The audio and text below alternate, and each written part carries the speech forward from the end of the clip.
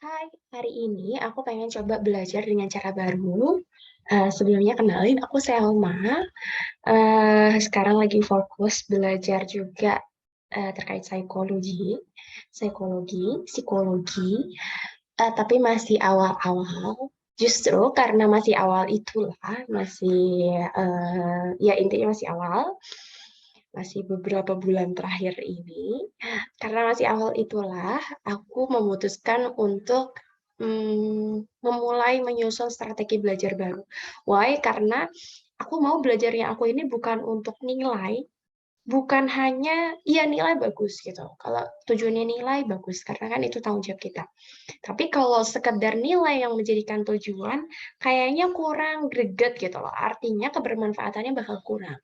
So, mulai hari ini aku akan coba konsistenkan untuk membuat video terkait dengan apa yang aku pelajari dari setiap mata kuliah di setiap pertemuan.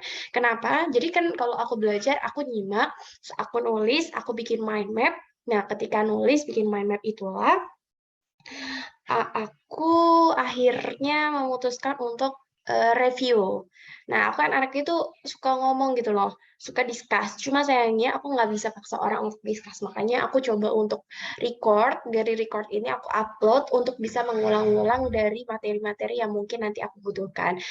Well, balik lagi dari tujuan aku awal belajar psikologi secara formal ini adalah aku pengen ilmu aku lebih pakem secara ilmiah pun, secara kebermanfaatan pun lebih luas dan lebih kuat gitu. Nah, oke kita langsung mulai aja. Hmm, di sini. Nah, insya Allah nggak akan lama-lama karena setiap mata kuliah ya insya Allah ya, nggak usah panjang-panjang gitu, cukup gitu. Oke, jadi kita akan mulai dari, nah, ini buat review aku, lagi-lagi ini kan untuk diri sendiri ya. Oke, ini slide. Jadi hari ini kita akan belajar terkait psikologi umum 2, karena ini semester 2. Psikologi umum yang temanya adalah kekhususan individu atau kekhususan di sini detailnya kita bakalan ngebahas soal intelijensi. Nah, di intelijensi itu nanti dibahas juga soal IQ, soal pendapat-pendapat dari berbagai tokoh ya, ilmu gitu ya. Lagi-lagi kita masih pakai ilmu psikologi barat, nah, karena memang itu dasarnya, tapi sekali lagi nanti kita sama-sama coba untuk menggali di psikologi Islami juga. Ini materi dari Bu dosen, nah kalau lupa nama Bu dosennya karena baru ketemu 2 kali, Bu Dewi Puspitasari. Nah, ini materi yang aku bikin, ya ini ada 3 halaman, dan aku di sini bikin mind map-nya juga. Oke, kita kecilin sedikit. Oke, nggak bisa. Oke, well, hari ini kita akan mulai masuk nih. Jadi intinya gini, psikologi umum tentang kekhususan individu di intelijensi ini, kita bakal ngebahas soal bahwa manusia itu unik. Gitu. Kita langsung fokus ke catatan aku aja ya. Jadi intinya manusia itu unik, manusia itu beda-beda, manusia itu responnya beda-beda, toleransi terhadap sakitnya pun beda. Jadi ada orang yang bilang bahwa, oh sakit, gitu kan. Padahal di titik tertentu, buat orang lain itu nggak begitu sakit. Atau ada juga yang bilang, aduh nggak sakit sih, biasa aja. Tapi di titik tertentu buat beberapa orang ini nggak sakit sakit banget gitu. Nah, sebaliknya gitu. Nah, kita di sini fokus ngebahas 2 hal. Kalau kita ngebuka di mind map aku, di sini kita fokus ke 2 hal aja, intelijensi dan juga IQ. Nah, ini aku bikin mind map-nya ini enak banget ya. Jadi mudah banget untuk mengingat karena sudah berpola. Intelijensi di sini maksudnya adalah apa sih sel intelijensi itu? Intelijensi itu kemampuan mengolah lebih dalam tentang suatu informasi atau sesuatu apapun yang diamati. Jadi kalau kita ngeliatin sesuatu, kita tuh nggak cuma ngamati doang, tapi mengolah lebih dalam gitu. Nah, itulah yang disebut intelijensi. Nah, ini secara umum pengertiannya adalah itu. Tapi kalau secara tokoh-tokoh tentu ada dari Gestalt, dari yang lain gitu ya. Intinya perbuatan disertai pemahaman juga pengertian. Jadi intinya pemahaman kita, bagaimana pemikiran kita gitu ya. Kalau dari tokoh-tokoh, aku nggak begitu banyak nulis, tapi di sini ada. Intinya, intelijensi itu kemampuan mengolah lebih dalam tentang sesuatu yang kita amati. Jadi kayak kita mengolah, kita memahami suatu peristiwa, nggak cuma dari sisi, oh iya ya ngerti, baca gitu, bilangnya ngerti. Padahal sebetulnya nggak cuma ngerti, tapi diolah gitu di dalam pikiran kita. Nah, di intelijensi itu dibagi dua, umum dan juga khusus. Umum itu yang mendasari khusus. Jadi ini jadi kan dibagi dua, umum dan juga khusus. Nah, umum ini yang mendasari khususnya gitu. Jadi khusus di dasarnya khusus itu ada namanya umum. Nah, umum inilah yang disebut kecerdasan atau yang kita sering bilang intelligence quotient atau IQ gitu. Jadi ketika kita bilang IQ itu adalah bagian dari intelijensi tapi yang umum. Ya, jadi yang mendasari dan juga gabungan yang khusus itu namanya IQ. Jadi umum itu mendasari dan juga gabungan dari kemampuan khusus itu gitu. Jadi kemampuan mengolah. Nah, kalau khusus, kalau menurut L.L. Thurstone, pakar psikometri, itu khusus itu ada 7. Ditemukan ada 7 kemampuan dasar. Nah, ini macam-macam nih gitu. Pemahaman lisan atau verbal comparence, kefasihan pemahaman lisan, kefasihan kata-kata, angka, gitu ya, number facility, penglihatan ruang spasial, ingatan asosiatif, kecerdasan persepsi, kecepatan persepsi, penalaran, jadi kayaknya dari turun deh.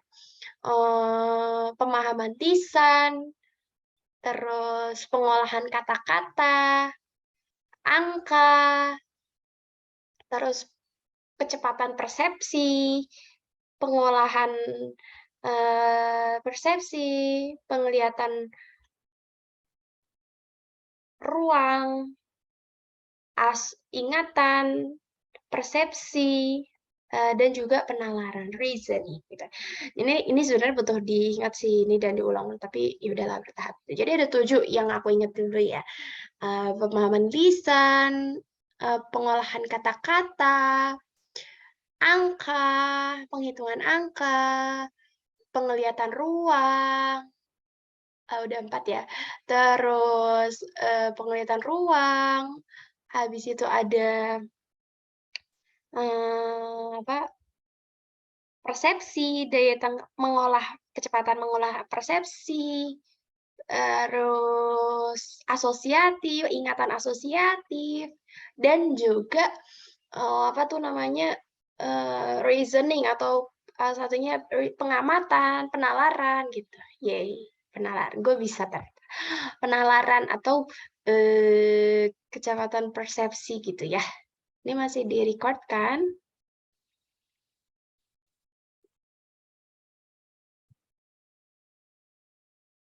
Oke. Cek dulu takutnya nggak record.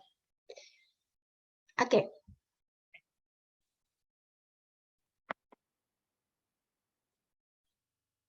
Masih.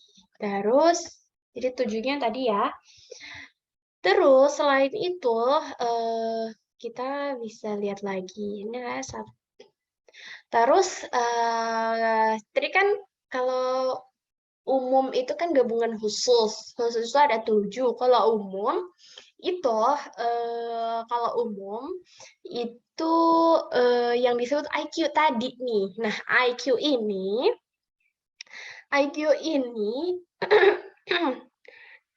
dibahas juga gitu. Yang psikolog pertama yang mengungkapkan IQ adalah William. IQ, William Stern.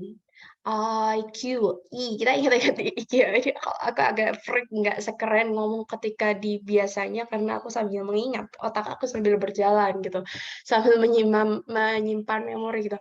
IQ, William, iya kan, William Stern gitu. Itu tokoh pertamanya itu yang menyatakan rumusnya IQ sama dengan MA, IQ sama dengan MA atau CA dikali 100. Cara ngitungnya ya, itu cara ngitungnya. Cuma kemarin nggak dibahas secara detail, kayak contoh latihannya sih enggak. Intinya MA itu mental age, C itu chronological age, 100 angka konstan. Kronologi. Terus IQ itu hanya untuk anak-anak yang dimana, kenapa anak-anak? Karena ya emang itu untuk anak-anak. Kalau orang dewasa namanya psikotes, bukan tes IQ. Terus dua lagi terkait pendapat IQ dan juga dua kecerdasan manusia, dua jenis kecerdasan manusia. Kalau pendapat tentang IQ, kalau menurut kaum nativis, jadi dibagi dua, nativis sama satunya apa tuh? Empiris, empiris. Nativis, kaum nativis bilang bahwa IQ itu bawaan, nativis bawaan. Jadi IQ itu bawaan sejak lahir, nggak bisa berubah-ubah. Tapi kalau menurut empiris, empiris itu kan kalau secara arti itu ya pengalaman ya. Kalau menurut empiris, dia itu dipengaruhi oleh lingkungan dan juga faktor usaha itu sangat berpengaruh pada prestasi seseorang gitu. Jadi ini saling kontradiktif, tapi ya balik lagi mau ngikut kemana gitu. Jadi kalau nativis itu tadi yang IQ itu bawaan, kalau empiris itu IQ itu memang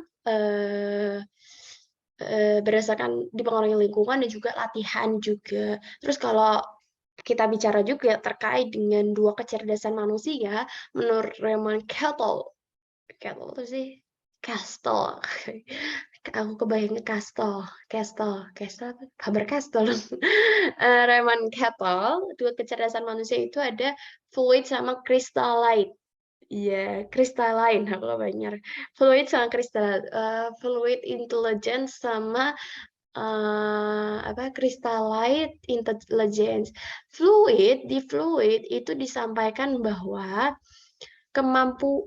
fluid di fluid itu disampaikan bahwa kecerdasan fluid itu kemampuan untuk mengingat, memproses informasi dengan ingatan-ingatan analogi kategori. Jadi intinya mengelola informasi, angka, dan juga kategorisasi gitu angka gitu.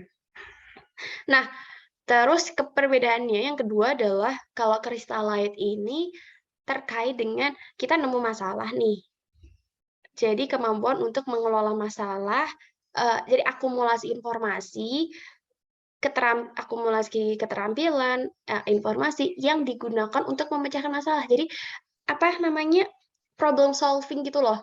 Artinya ketika di Crystalline ini memang, learning by doing istilahnya mungkin ya yang kita tahu gitu. Jadi kita memecahkan masalah, kita, cari punya masalah, nah terus kita cari, solusinya, cari informasinya, keterampilannya dilatih untuk memecahkan masalah itu crystalline intelligence. Jadi, dua kecerdasan manusia menurut Raymond Cattell ini fluid intelligence dan juga crystalline intelligence. Kalau fluid itu tadi mengolah informasi, kategorisasi, angka, pemahaman gitu ya. Kalau yang kebalikannya yang crystalline itu memecahkan masalah, akumulasi informasi dan juga keterampilan yang khususnya untuk memecahkan masalah. Nah, bedanya apa sih keduanya? Nah, bedanya adalah kalau fluid ini seiring berjalannya waktu itu tuh bakalan lupa gitu kalau nggak diulang gitu. Karena kan ini informasi gitu, lupa kalau nggak dipakai, kalau nggak diulang gitu. Tapi kalau crystalline itu makin lama makin mengekristal ya. Jadi membeku di dalam kepala karena di dalam pikiran karena itu kan masalah itu kan semakin lama semakin bertambah kalau kita dalam hidup. Nah, sehingga seiring berjalannya masalah kita nyari ini solusinya apa, kita nyari ini keterampilannya apa, terus kita latih, akhirnya mengendaplah dan itu jadi keterampilan dan juga informasi kita simpan dengan baik. Jadi karena learning by doing itu ya, makanya ketika kita pun belajar, kita sambil learning by doing biar nggak cuma fluid intelligence juga, tapi crystallized,